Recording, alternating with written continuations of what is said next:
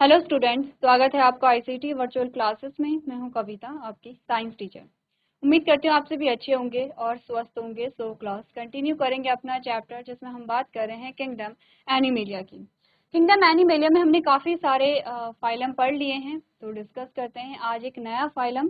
तो अभी तक आप समझ चुके हैं कि आपको फाइलम कैसे पढ़ने हैं, ठीक है, कैरेक्टर कैसे पढ़ने हैं, स्ट्रक्चर आपको बनाने हैं, ये आप समझ रहे हैं। तो आपको जो प्रीवियस आपके फाइलम है उन्हें भी रिवाइज करते रहना है। चलिए, तो फाइलम एनिलिडा हमारा सबसे रिसेंट फाइलम आर्थ्रोपोडा हमारा सबसे रिसेंट फाइलम था। क्या क्या चीज़ हमने डिस्कस की थी आर्थ्रोपोडा के बारे में कि जॉइंट लेग्स इनके होते हैं, और सबसे बड़ा फाइलम होता है किंगडम एनिमेलिया का, ठीक है। इसके अलावा अगर बेसिक से कैरेक्टर की हम बात करें, हमने कहा कि जो इनका डिस्ट्रीब्यूशन है वो कॉस्मोपॉलिटन है, यानी कि ऑलमोस्ट आपको हर जगह मिल रहे हैं। यहाँ पर वाटर में भी मिल रहे हैं, मरीन और फ्रेश दोनों में, लैंड पे भी हैं तो एयर में भी हैं। नेक्स्ट हमने कहा यहाँ पर इनमें 2 फीट होते हैं, जो क्या होते हैं, जॉइंट होते हैं आपस में। They are organised as the organ system level of the body. आप समझते हैं कि यहाँ पर क्या है, यह अंग तंत्र जो है वो आ चुका है, इससे पहले ही आ चुका था। दोनों साइड से क्या है, यहाँ पे सिमेट्रिकल है। डिप्लोब्लास्टिक क्रिएचर्स यहाँ पर होते हैं और सेगमेंटेड क्रिएचर्स हैं। आपने कहा देश है और डॉम रूम true coelom is diminish. True coelom यहाँ पे नहीं दिख रही है। The body cavity is called haemocoel because it is filled with blood. चलिए, नेक्स्ट आपको बताया गया कि अगर हम इनके बॉडी के बारे में बात करें, एक इंसेक्ट का आपको एग्जांपल दिया गया है कि 3 पार्ट में है, हेड है, थॉरेक्स है, एब्डोमेन है। हमने कहा कि अगर यहाँ पे हेड और थॉरेक्स दोनों क्या होते हैं, जॉइंट होते हैं, तो उसे सिफेलोथॉरेक्स हम कहते हैं। यहाँ पर कुछ कुछ जो आपके क्रिएचर्स होते हैं, जैसे कि कुछ ऑर्चिड्स होते हैं, उनमें क्या होता है, यहाँ पर सिर्फ हेड और ट्रंक इनमें पाया जाता है, ठीक है। ये ऑर्चिड तो आपके पास होते हैं, हेड और ट्रंक इनमें पाया जाता है। एक्सोस्केलेटन पाया जाता है। The chitin is jointed exoskeleton cover the entire body. The exoskeleton is long in weight, tough and made up of protein and chitin, a polysaccharide that result in a chitinous cuticle. इनका जो कंकाल है वो बाह्य कंकाल पाया जाता है। पोडोमेर्स क्या होते हैं, these organism have jointed appendages. Joint क्या होते हैं, इनमें उपांग होते हैं। They are differentially modified to perform a various function. Each body segment is equipped with a pair of segmented appendages and their segments are known as podomeres. Podomeres क्या होते हैं, बॉडी का हर एक वो सेगमेंट होता है जिसमें जॉइंट अपेंडेजेस आपको देखने को मिलते हैं, ठीक है। पहले प्रीवियस लेक्चर में हम सारी चीज़ डिस्कस कर चुके हैं, इसीलिए बहुत ज़्यादा डिटेल में नहीं जाएंगे। सर्कुलेटरी सिस्टम आप अगर देखेंगे तो आपने कहा ओपन टाइप का होता है। डाइजेस्टिव सिस्टम क्या है, कंप्लीट है। यहाँ पर रेस्पिरेटरी सिस्टम अलग अलग है। आप देखेंगे कि जो श्वसन तंत्र है वो अलग अलग जीवों में अलग है। कोई जलीय जीव है तो उनमें हमने कहा कि अगर कोई जलीय जीव है तो उनमें श्वसन अंग गलफड़े हैं, जैसे झींगा में है, या गिलबुक होते हैं जैसे कि केकड़ा में है। स्थलीय होते हैं तो आपने कहा कि जो श्वसन अंग है वो बुक होते हैं, उनकी फेफड़े होते हैं, या फिर श्वास नली प्रणाली होती है जैसे कि कीड़ों में आप देखते हैं। बात करते हैं एक्सक्रीशन की। एक्सक्रीशन इनमें किस प्रकार से होता है। Green glands or malpigment tubules are excretory organs. There is no nephridia. Difference समझिए। nephridia कहाँ पढ़ा था आपने, जब एनालिस्ट के बारे में हम बात कर रहे थे। हमने कहा यहाँ पर एक्सक्रीशन के लिए malpigment tubules होती हैं। क्लियर है इतना। यही डिफरेंस आपको देखना है जब आप आगे के जो कैरेक्टर पढ़ रहे हैं। आपने कहा कि यही डिफरेंस आपको देखना है। नेक्स्ट हमने कहा सीलिया इज नॉट प्रेजेंट। सीलिया क्या होते हैं, छोटे छोटे हेयर लाइक स्ट्रक्चर होते हैं जो लोकोमोशन में मदद करते हैं। अगर आपने बैक्टीरियल सेल पढ़ी होगी, जब किंगडम मोनेरा आपने पढ़ा है तो आपने बैक्टीरियल सेल पढ़ी थी इस प्रकार से, और आपने कहा था एक आपको बहुत बड़ा सा स्ट्रक्चर आप देखिएगा जिसे फ्लैजुला कहते हैं, और जो छोटे छोटे स्ट्रक्चर आपको देखने को मिलते हैं उन्हें हम क्या कहते हैं, सीलिया कहते हैं। तो दोनों में डिफरेंस आपने देखा है। इनमें क्या होते हैं, सीलिया प्रेजेंट नहीं होते हैं। अगर मैं आपसे कहूँ कि सीलिया और कहाँ पर पाए जाते हैं, अगर हम ह्यूमंस में कहें तो आपने कहा था कि सीलिया क्या होते हैं, जब यहाँ पर फीमेल रिप्रोडक्टिव सिस्टम की बात आती है उसमें हम फैलोपियन ट्यूब की बात करते हैं। तो फैलोपियन ट्यूब में इनफंडिबुलम में फिम्बरी पाई जाती है जो कि क्या करती हैं, ओवम को रिसीव करती है। अब ओवम मूवेबल नहीं होता है, लेकिन ओवम को जाना है इनफंडिबुलम से एम्फ्यूलम। तो कैसे जाते हैं, वहाँ पे छोटे छोटे सीढ़ियाँ होते हैं और इस प्रकार से जो स्क्रॉल कर करके जो ओवम है वो एम्प्यूला रीजन तक पहुँचता है। इसके अलावा आपने कहा कि जो रेस्पिरेटरी ट्रैक होता है वहाँ पर भी होते हैं, ठीक है। द प्रेजेंस ऑफ ब्रेन, अब हम बात करते हैं प्रेजेंस ऑफ ब्रेन की, कि ब्रेन जो है वो किस प्रकार से होता है, जिसमें आप सेंसरी ऑर्गन की बात की करेंगे, यहाँ पे ब्रेन प्रेजेंट होगा। Sensory organ have mature, sensory organ है वो कैसे होते हैं, मेच्योर होते हैं। सिंपल और कंपाउंड आईज आर पॉसिबल, कि इनमें जो सिंपल और कंपाउंड आईज क्या होती हैं, इनमें पाई जा सकती हैं। The compound eye is made up of several independent visual units known as ommatidia. अब ये आपसे पूछा जाता है इंपॉर्टेंट वर्ड्स कि ओमैटिडिया क्या होता है। आपने कहा कि कंपाउंड आईज में बहुत सारे इंडिपेंडेंट विजुअल यूनिट्स होती हैं, जो विजुअल यूनिट्स होती हैं कंपाउंड आईज में उसे हम क्या कहते हैं, ओमैटिडिया कहते हैं। Each with its on lens, और हर एक में अपना क्या होगा, लेंस होगा, ठीक है। आपने पढ़ा हो फिजिक्स में, जब आप छोटी क्लासेस में थे तो आपने पढ़ा था ह्यूमन आई के बारे में, आपने पढ़ा था रंग बिरंगा संसार करके, कुछ ऐसा चैप्टर आपके पास है फिजिक्स में, आपने पढ़ा होगा। तो अब आप समझते हैं कि लेंस क्या होती है, विजुअल यूनिट्स क्या होती हैं, इतना आप लोग समझते हैं क्योंकि बेसिक सी चीजें हैं। Chirping crickets and katydids have a sound receptors, आपने कहा कि जो यहाँ पर चिरपिंग क्रिकेट्स होते हैं उनमें साउंड रिसेप्टर्स होते हैं, यानी कि वो साउंड को डिटेक्ट कर सकते हैं, सुन सकते हैं। Many arthropods have a pillars called antenna on their heads that allow them to detect odors and sensation of touch। अब इतनी आप समझ रहे हैं कि इनमें जो सेंस ऑर्गन है, सारे सेंस ऑर्गन की बात की जा रही है। सेंसरी ऑर्गन से क्या मतलब है, अगर हम ह्यूमंस के सेंसरी ऑर्गन की बात करते हैं तो आपके पास एक चैप्टर था जिसमें आप बात कर रहे थे यहाँ पर नर्वस सिस्टम के बारे में, जिसमें कंट्रोल एंड कोऑर्डिनेशन एक चैप्टर आपके पास क्लास 10th में था, जो आपकी जो रिसेंट प्रीवियस क्लास थी उसमें एक चैप्टर था कंट्रोल एंड कोऑर्डिनेशन। और कंट्रोल एंड कोऑर्डिनेशन में हमने सेंस ऑर्गन की बात की थी, हमने कहा था क्या क्या सेंस ऑर्गन होते हैं। वैसे तो आपको छोटी क्लासेस से बताया जाता है सेंस ऑर्गन, लेकिन क्लास 10th में आपने सेंस ऑर्गन, रिसेप्टर, स्टिमुलस, इन सारी चीज़ों के बारे में बात की है। आपने कहा कि आपकी जो आंखें होती हैं, कान होते हैं, नाक होती है, आपकी जो जीभ होती है, आपकी त्वचा होती है, ये सारे आपके सेंस ऑर्गन आते हैं, संवेदी अंग आते हैं। इन पर होते हैं रिसेप्टर, जो कि आउटर इन्वायरमेंट से क्या करते हैं, किसी भी प्रकार के सिग्नल को रिसीव करते हैं, चाहे वो सिग्नल बायोटिक फैक्टर से आ रहे हो या एबायोटिक फैक्टर से आ रहे हो। तो यहाँ पर आपको क्या बोला गया है कि many arthropods have a feelers called antenna.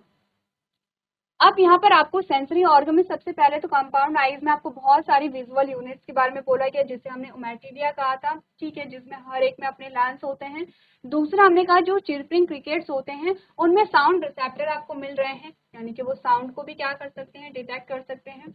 Next हमने कहा कि कुछ आर्थ्रोपोड्स में एंटीना होते हैं और जो उनकी हेड पे पाए जाते हैं। तो एंटीना का फंक्शन क्या क्या होता है, क्या क्या डिटेक्ट करते हैं, ये हमने कहा ओडोर, ओडोर को डिटेक्ट कर सकते हैं, ठीक है, यानी कि कोई जो स्मेल होती है उसे डिटेक्ट कर सकते हैं। और सेंसेशन ऑफ टच, अगर टच किया गया तो उस टच को भी ये क्या कर सकते हैं, रिसीव कर सकते हैं, फील कर सकते हैं कि किस प्रकार का टच है यहाँ पर, ठीक है। अब ये सारी चीजें क्यों पाई जा रही हैं, ताकि वो यहाँ पर अपनी जो सुरक्षा है वो कर सकें, अपने आप को प्रोटेक्शन प्रोवाइड करवा सकें। नेक्स्ट हमने बोला insects communicate using a chemical known as pheromone. जो इंसेक्ट होते हैं वो क्या करते हैं, यहाँ पर केमिकल्स के थ्रू कम्युनिकेट करते हैं। आपने कभी देखा होगा कि जो चींटियां होती हैं, अब चींटियां एक के पीछे दूसरी, दूसरी के पीछे तीसरा, इस प्रकार से पूरी लाइन लगी रहती है। तो हमारे घरों में होता है क्या, आपको चींटी दिखी तो आप देखते हैं ये लाइन कहाँ से आ रही है, हम सीधे उस लाइन के पीछे जाते हैं और हमें जो सोर्स ऑफ जो आंट्स है, यानी कि कहाँ से वो चींटियां आ रही हैं, वो हमें मिल जाता है। ऐसा क्यों है, क्योंकि वो एक दूसरे को यहाँ पर क्या कर रही हैं, फॉलो कर रही हैं, किसके द्वारा, एक केमिकल जो होता है, ठीक है, उसके द्वारा क्या करते हैं, एक दूसरे को फॉलो करते हैं। तो आपने बोला कि जो कुछ आर्थ्रोपोड्स हैं वो क्या करते हैं, जो इंसेक्ट होते हैं वो क्या करते हैं, कम्युनिकेट करते हैं केमिकल्स के थ्रू, और इस केमिकल को हम कहते हैं फेरोमोन। कि इसका नाम आपसे कई बार पूछा जाता है, कई कॉम्पिटेटिव एग्जाम में आपको फेरोमोन्स के बारे में पूछा जाता है। जितने वर्ड्स मैंने अंडरलाइन किए हैं वो सारे इंपॉर्टेंट हैं, मस्ट हैं, आपको वो क्या करने हैं, जो उनकी डेफिनेशन है वो आपको पता होनी चाहिए कि साउंड रिसेप्टर अगर हैं तो वो किस में है, ठीक है। हमने कहा ओमैटिडिया क्या होता है, अपने खुद के लेंस कहाँ पे पाए जा रहे हैं, हमने कहा कि यहाँ पर जो फेरोमोन्स है उसके क्या फंक्शन होते हैं। इसके अलावा रिप्रोडक्शन अगर आता है तो आपने कहा most are dioecious, fertilisation occurs externally in aquatic arthropods and internally in terrestrial arthropods. हमने कहा जो रिप्रोडक्शन है वो मोस्टली कैसे होते हैं, डायोशियस होते हैं, ठीक है। और अगर हम बात करें यहाँ पर फर्टिलाइजेशन की, तो अगर पानी में रहने वाले जो आर्थ्रोपोड हैं उनमें क्या होगा, बाह्य निषेचन होगा। जैसे कि आपने फ्रॉग में पढ़ा था, आपने क्या फ्रॉग में पढ़ा था कि वो क्या करते हैं, एक्सटर्नल फर्टिलाइजेशन करेंगे, गैमेट्स को वाटर में क्या करेंगे, ले कर देते हैं, वहीं पे क्या होगा, फर्टिलाइजेशन होगा। अगर बात करें टेरेस्ट्रियल यानी कि स्थलीय जो हमारे पास आर्थ्रोपोड आते हैं उनमें जो निषेचन होता है वो आंतरिक होता है। तो ध्यान से पढ़िए सारे पॉइंट्स को, जो अंडरलाइन जो कर रखे हैं उनकी डेफिनेशन को नोट कीजिए। अगर समझ नहीं आए तो आप लोग पूछ सकते हैं।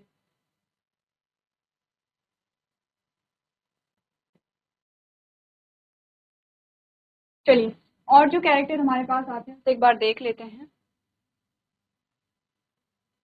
हमने कहा प्रजनन अगर हम देखें तो अधिकांश द्विआर्थी होते हैं, जलीय आर्थ्रोपोड में निषेचन बाह्य रूप से और स्थलीय आर्थ्रोपोड में आंतरिक रूप से होता है।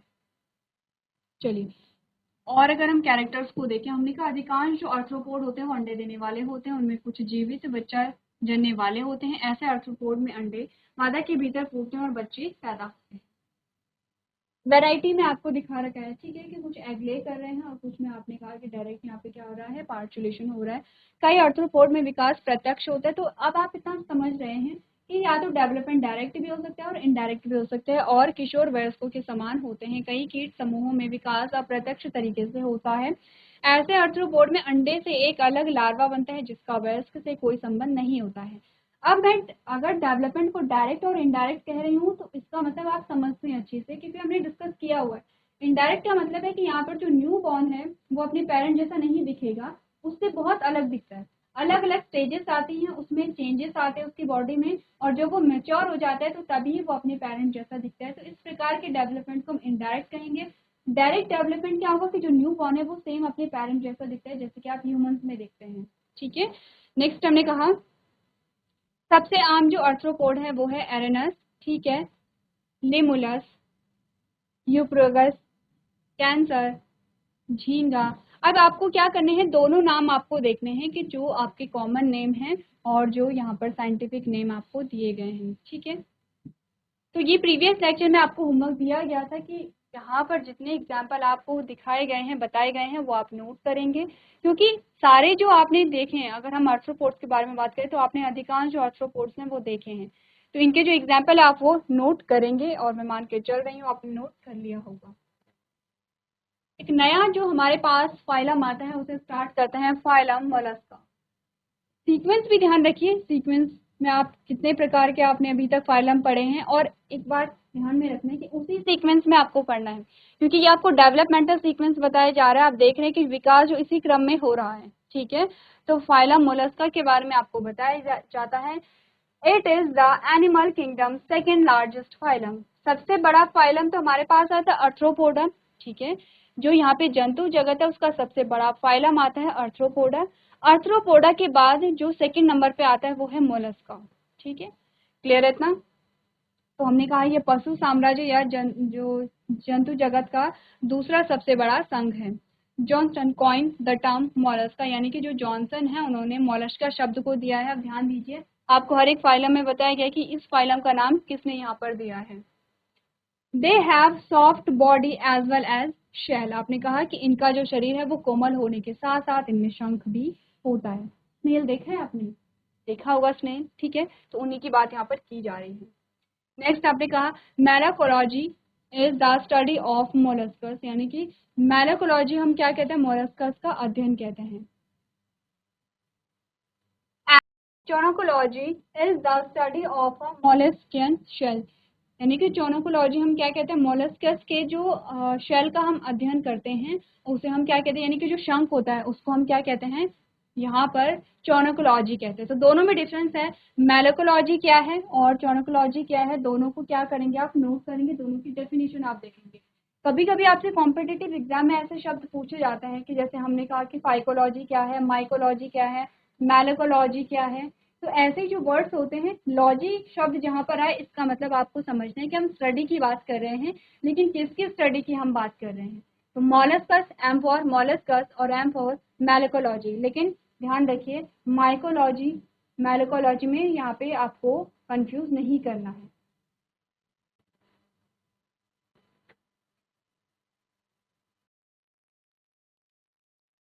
तो यहाँ पर स्टार्ट करते हैं मॉलस्कस के जो फीचर्स होते हैं वो कौन कौन से फीचर्स आते हैं।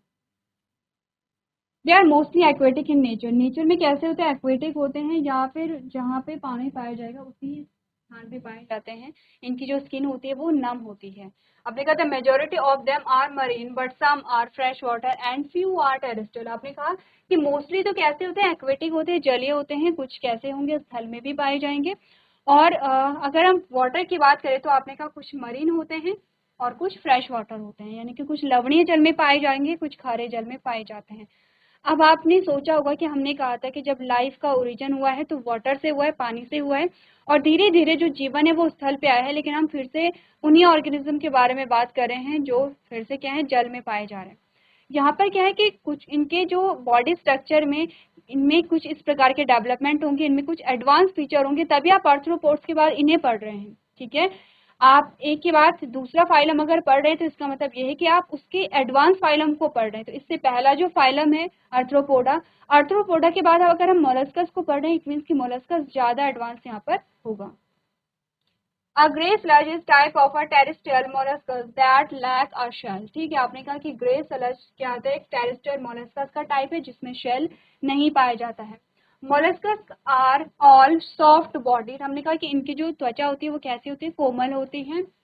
अनसेगमेंटेड एनिमल, ध्यान दीजिए यहाँ पे कोई सेगमेंट नहीं पाए जा रहे हैं। ठीक है, they have organ system level body organisation and bilaterally symmetrical. Symmetry कैसी, बायलेटरल है, ऑर्गन सिस्टम पाया जा रहा है with the exception of a univalve। ठीक है, they are triploblastic creature। कैसे हैं, ट्रिप्लोब्लास्टिक है। they are true coelomate but the coelom in adults is reduced। आपने कहा ट्रू सीलोम तो इनमें पाया जाता है, लेकिन जो अडल्ट होंगे, जो परिपक्व होते हैं, उनमें जो सीलोम है वो कैसे होती है, रिड्यूस्ड होती है। तो क्या क्या कैरेक्टर हमारे पास आए हैं कि प्रकृति में अधिकतर जलीय होते हैं, उनमें से अधिकांश समुद्री हैं लेकिन कुछ मीठे जल में हैं, और कुछ स्थलीय होते हैं। जो ग्रे स्लज है एक प्रकार का स्थलीय मोलस्कस है जिसमें खोल का अभाव होता है। ठीक है, मोलस्क जो होते हैं वो सभी नरम शरीर वाले होते हैं और बिना खंड वाले क्या हैं, जीव हैं। उनके पास अंग प्रणाली स्तर शारीरिक संगठन है, यूनिवॉल्व के अपवाद के साथ द्विपक्षीय रूप से सम्मिलित हैं और ट्रिप्लोब्लास्टिक जीव हैं। अब इन कैरेक्टर्स में से कोई ऐसा कैरेक्टर नहीं होगा जो आपको समझ नहीं आया हो, क्योंकि अभी तक आपको सारे जो कैरेक्टर हैं वो आप समझ आ गए होंगे कि कहाँ पर कौन सा कैरेक्टर है, किस वर्ड का क्या मतलब यहाँ पर आता है। लेकिन आपको नोट सारे ही करने हैं। ठीक है, नोट्स आपको सारे ही कैरेक्टर करने, आपको ये पता होना चाहिए कि कौन से कैरेक्टर नए आए हैं, कौन से कैरेक्टर एब्सेंट है, या कौन से कैरेक्टर जो है वो सिमिलर है। तो नोट करते रहेंगे आप लोग।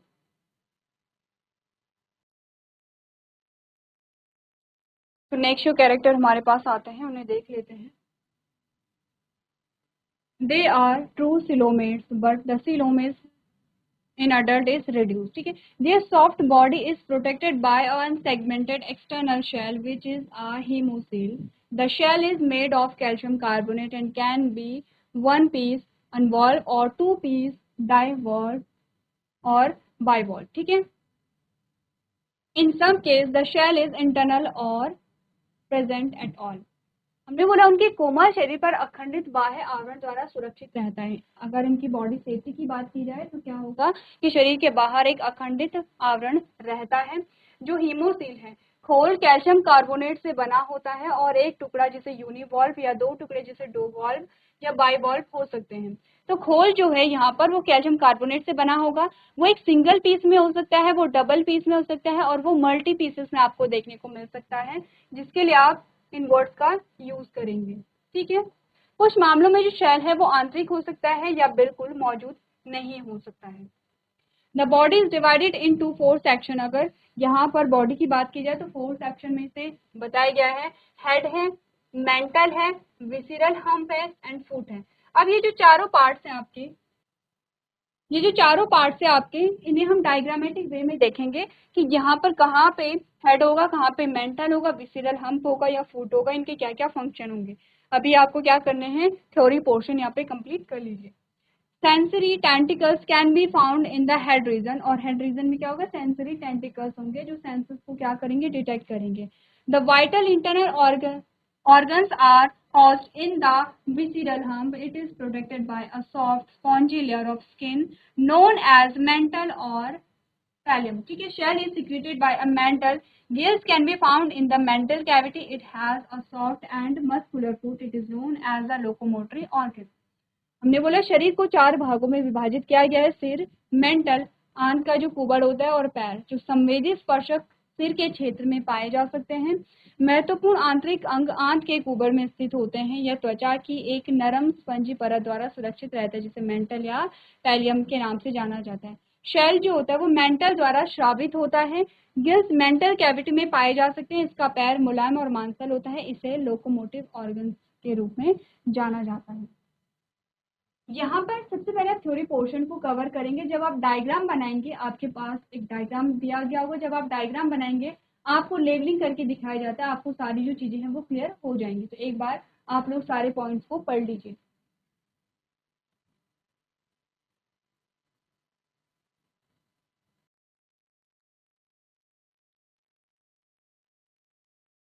चलिए, तो नेक्स्ट हमारे पास फीचर्स आते हैं। डाइजेस्टिव सिस्टम है, नर्वस सिस्टम है, रेस्पिरेशन और रिप्रोडक्शन है। देखिए, ये जो भी हम पॉइंट्स यहाँ पर पढ़ रहे हैं, इंपॉर्टेंट क्या था कि आप फीचर्स को समझें, कैरेक्टर्स को समझें, स्ट्रक्चर को समझें। फीचर्स आपको पढ़ने से समझ आ जाएगा। जैसे अगर डाइजेस्टिव सिस्टम के बारे में बात करें, आपने कहा इट इज फुली डेवलप्ड। जो यहाँ पर डाइजेस्टिव सिस्टम है वो पूरा डेवलप्ड है। इट मीन्स कि पूरी एलिमेंट्री कैनाल यहाँ पे बनी हुई है, complete with salivary glands and liver. आपने कहा स्लाइवरी ग्लैंड्स भी यहाँ पर आ गई हैं, लिवर भी यहाँ पर आ गया है। The circulatory system is of open variety. Circulatory system यहाँ भी ओपन टाइप का है। Heart has chamber and valvular. ठीक है, हार्ट में क्या है, चैम्बर्स आ गए हैं। एक्सक्रीशन कैसा होता है, नेफ्रिडिया इसमें प्रेजेंट होता है। नेफ्रिडिया के थ्रू ही यहाँ पे एक्सक्रीशन हो रहा है। अगर नर्वस सिस्टम की हम बात करें, a network of nerves connect a paired ganglia. Tentacles and eyes are examples of sense organ. Sense organ के आपको यहाँ पे नाम दिए गए हैं। रेस्पिरेशन कैसा है, आपने का नीड किया, यानी कि gills in aquatic forms and pulmonary sac in terrestrial setting. तो आपको बेसिकली नाम याद रखने हैं कि किस फाइलम में, किस पोर्शन के लिए, किस ऑर्गन के लिए हम क्या नाम यहाँ पर यूज कर रहे हैं। रिप्रोडक्शन में हमने कहा डायोशियस होते हैं। फर्टिलाइजेशन एक्सटर्नल और इंटरनल दोनों हो सकते हैं। ओविपेरस और विविपेरस दोनों हो सकते हैं। ठीक है, ग्लॉसिडियम है, trochophore and veliger are the larval forms हैं। अब यहाँ पर आपको क्या दिए गए हैं, एग्जाम्पल दिए गए हैं। तो फीचर्स हमने क्या क्या पढ़े हैं। पाचन तंत्र क्या होगा, पूरी तरह से विकसित है। लार ग्रंथि और यकृत हमारे पास आ गए हैं। परिसंचरण तंत्र क्या है, ओपन टाइप का है। हार्ट में यहाँ पे जो वॉल्व है और जो चैम्बर है वो आ गए हैं। उत्सर्जन नेफ्रिडिया के द्वारा हुआ। तंत्रिका तंत्र, हमने कहा तंत्रिकाओं का एक नेटवर्क युग्मित गैंग्लिया से जोड़ता है, जो स्पर्शक और आंखें इंद्रिय अंगों के उदाहरण हैं। श्वसन जलीय रूपों में कैटेनिडिया यानी कि गिल्स के थ्रू हो रहा है। स्थलीय में हमने कहा फुफ्फुसीय थैली होती हैं। प्रजनन कैसा होगा, डायोशियस होते हैं ये, और निषेचन आंतरिक और बाह्य दोनों हो सकते हैं। यहाँ पर हमने कहा ओविपेरस और विविपेरस दोनों हो सकते हैं। और ये हमारे पास एग्जाम्पल आते हैं सारे। ठीक है, एग्जाम्पल्स को आप इन डायग्राम के माध्यम से भी देख सकते हैं। आपके पास अलग अलग यहाँ पे क्या है आए हैं, एग्जाम्पल आए हैं। सबसे बेसिक जो हमारे पास आता है वो है स्नेल। आपने इन सभी में से, इससे ज्यादा भी हो सकता है आपने देखे होंगे, लेकिन स्नेल सभी ने देखा है। ठीक है, स्नेल में आपने कहा कि जो ऊपर यहाँ पे क्या होता है, जो शंख होता है वो होता है, इस प्रकार से इनका स्ट्रक्चर होता है। अब यहाँ पर हेड कहाँ है, मेंटल कैविटी कहाँ है, ये सारी चीजें हम देखेंगे। मेंटल क्या है, मेंटल कैविटी क्या है, गिल्स कहाँ पर होते हैं, किस प्रकार से होते हैं, तो गिल्स का फंक्शन क्या होता है, फंक्शनिंग क्या होती है, इसे हम समझेंगे जब आप स्ट्रक्चर को डिस्कस यहाँ पर करेंगे, जो कि क्या है आपके लिए होमवर्क में है। एक बार आप स्ट्रक्चर डिस्कस करेंगे और नेक्स्ट लेक्चर में हम यहाँ पर सबसे पहले स्ट्रक्चर बनाएंगे और समझेंगे अलग अलग पार्ट्स के बारे में, उनके फंक्शंस के बारे में। तो आज के सेशन में हम इतना ही करेंगे। अभी तक क्लास में बने रहने के लिए आपका धन्यवाद।